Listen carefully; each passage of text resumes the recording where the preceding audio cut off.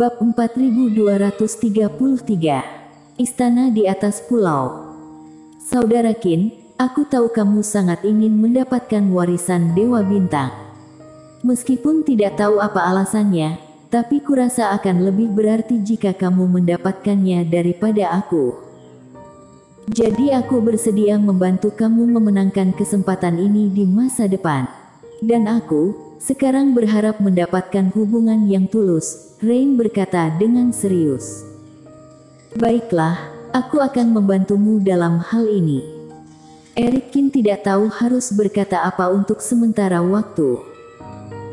Jika Rain bertekad untuk mewarisi warisan, meskipun keduanya bekerja sama sekarang, tapi pada akhirnya ada kemungkinan mereka akan bertemu. Jadi jika Rain berubah pikiran, ini akan menjadi hal yang baik untuk hubungan antara keduanya. Dan dari sebelumnya, Rain rela melepaskan kesempatan untuk melarikan diri dan berbalik membantunya menghadapi Tobi Qiu. Ini membuktikan bahwa di hati Rain, ada hal yang lebih penting daripada warisan. Tapi kali ini, saat sampai di tempat, jangan bicara. Semuanya lihat situasi dan ikuti perintahku, Eric Qin mengingatkan. Terakhir kali membiarkan orang ini membuat kekacauan, kali ini sebaiknya menunggu kesempatan yang tepat untuk maju dan biarkan masalah terakhir kali mereda dulu. Apalagi Eric Qin tidak tahu tanah poin bintang itu seperti apa. Namun bagaimanapun juga, menghadapi berbagai sumber kultivasi dan kekuatan suci, pertarungan pasti tidak terhindarkan. Jangan khawatir, aku pasti akan belajar, Rain berkata dengan serius. Siang hari berikutnya, Eric Qin dan yang lainnya akhirnya mendekati tanah poin bintang. Sebelum posisinya benar-benar menyatu, semua orang melihat sebuah daratan besar di ujung permukaan laut. Sebidang tanah ini sangat luas, sama sekali berbeda dari pulau-pulau kecil sebelumnya, dan tidak bisa melihat perbatasannya dalam sekilas. Namun jika dikatakan sudah masuk daratan, agak kurang tepat, karena meskipun tempat ini sangat besar, namun tetap merupakan sebuah pulau secara keseluruhan. Dikelilingi oleh air laut, pulau besar ini dikepung. Di atas kapal spiritual, semua kultivator penuh emosional. Semua orang tahu apa arti tanah poin bintang ini. Saat sampai di sana, tampak jelas akan bertemu lebih banyak master dan lebih banyak bertarung. Tuan Muda Qin, sepertinya ada sesuatu di tengah pulau, Taois Huang Mu berkata. Eric Qin juga sudah menyadarinya. Di kedalaman pulau, terdapat gunung yang tidak terlalu tinggi dan sepertinya ada bangunan di atas gunung itu. Tempat perebutan kekuatan suci ini, apakah juga merupakan gabungan antara altar dan patung? Di pantai, Eric Qin tidak membiarkan kapal spiritual berhenti, melainkan terus berjalan jauh ke kedalaman. Tidak hanya mereka, di sepanjang jalan juga bisa melihat kultivator menuju ke lokasi bangunan. Saat jarak semakin dekat, sebuah bangunan megah benar-benar muncul di depan mata semua orang. Ini adalah gunung yang telah diratakan. Gunung yang tinggi itu seolah-olah dipotong dengan pedang, mengubah puncaknya menjadi tebing datar yang besar. Dan di bagian pusat itu bukanlah sebuah altar, melainkan sebuah istana besar. Di luar istana, ada banyak energi spiritual yang membubung di seluruh langit. Semua jenis energi spiritual terjalin dan berkumpul, seperti mangkuk terbalik, menyelimuti istana, mencegah para kultivator masuk dan menjelajah. Di luar istana, bayangan orang bolak-balik, tampak jelas banyak orang berkumpul di sini. Seperti dugaan Eric Qin, Dewa Bintang pernah bilang perolehan kekuatan suci sebelumnya lebih bergantung pada kebetulan dan keberuntungan para kultivator, tetapi di tanah warisan, hanya master yang kuat yang bisa memiliki kekuatan suci.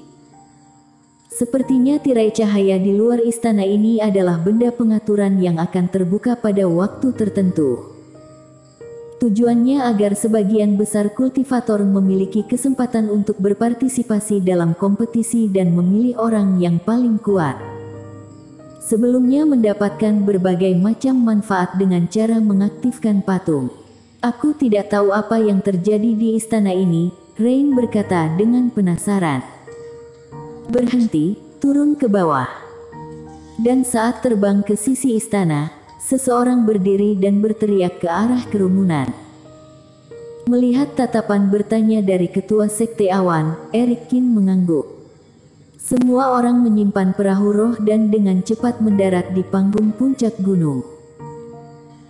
Saat Eric Kin mendarat, barulah dia melihat tirai cahaya ini bukan hanya satu, tetapi di luar tirai cahaya istana, ada dua lingkaran tirai cahaya yang sepertinya tembok yang tidak terlihat, memisahkan banyak kultivator menjadi 3 area. Di antara mereka, kultivator yang paling dekat dengan istana adalah yang paling sedikit jumlahnya, sedangkan kultivator yang ditempatkan di pinggiran, jumlahnya paling banyak. Dan begitu mendarat, Eric Kin melihat Sierra Kin dan lainnya. Kultivator Suezu tampaknya juga tiba di waktu yang sama dengan mereka. Mereka berkumpul di depan tirai cahaya dan sedang berdebat dengan seseorang. Di sekitarnya dikelilingi oleh banyak kultivator yang menyaksikan keramaian. Klan naga sisik kalian ini terlalu mendominasi. Tanah ini adalah warisan Dewa Bintang, bukan wilayah klan naga sisik kalian. Atas dasar apa kalian menempati area yang begitu luas untuk diri sendiri?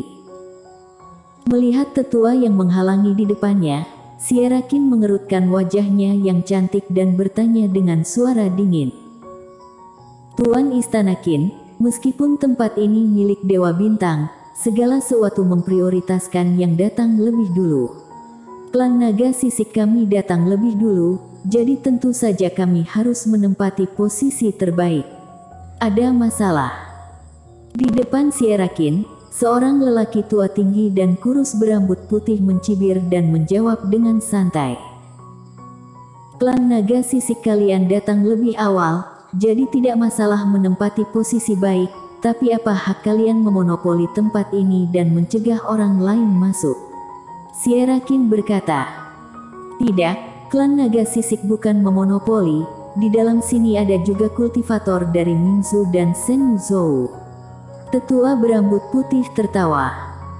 Kami 3 kelompok telah membentuk aliansi, bukan untuk melawan siapapun, tetapi untuk menghindari kekacauan di sini, yang mengarah pada peningkatan pembunuhan dan tujuannya adalah untuk menertibkan posisi di sini.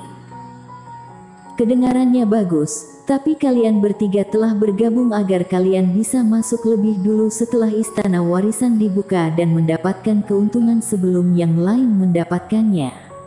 Sierra Kin mencibir. Ekspresi tetua sedikit berubah, dia tidak menyangka Sierra Kin akan langsung berbicara dan mengungkapkan tujuan mereka yang sebenarnya. Banyak pelatihan tanpa partai juga menunjukkan ekspresi aneh.